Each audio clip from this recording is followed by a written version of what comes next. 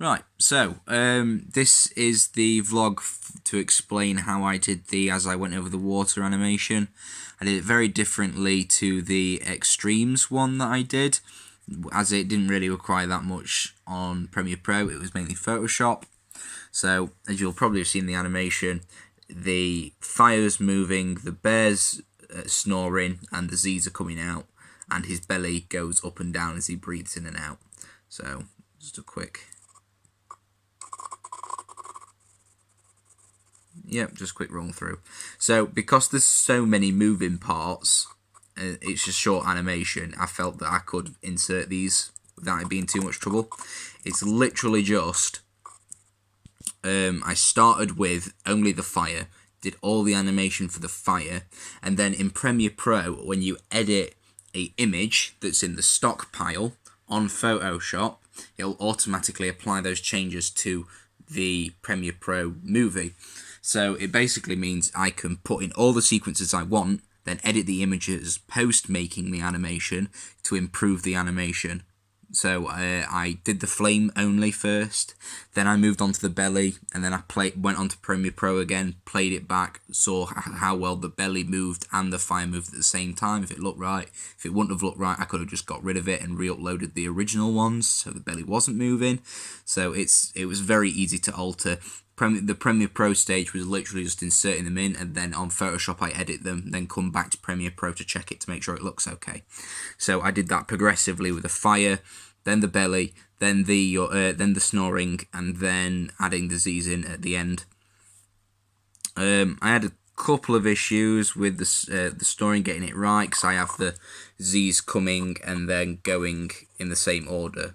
Beforehand I did it the other way around, so the top one went and then the second one and then the first one, which didn't really look quite right because it looked like the Z's were going back into his mouth or something.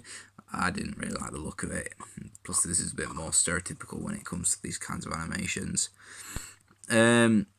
So yeah, I added the sound effects for both the fire crackling as well and the snoring, and it does actually loop as well. So I can make this. I could technically put this on repeat, and it would just be one continuous snore and fire crackling, and all of it links. It was quite a lot of effort, mainly because the fire, I did.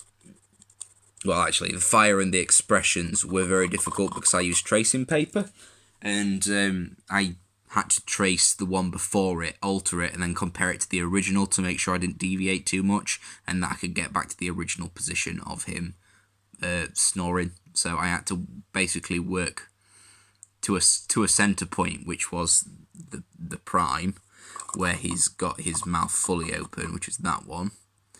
And then, that one, and then after that I had to somehow work the face back to the original position again, and it was the same with the fire. I had to work to a point that I wanted the fire to look like it changed significantly, but then work back to the original one from that, instead of just constantly trying to change it and then just trying to change it to it by guessing, essentially. But yeah, I'm quite proud of it.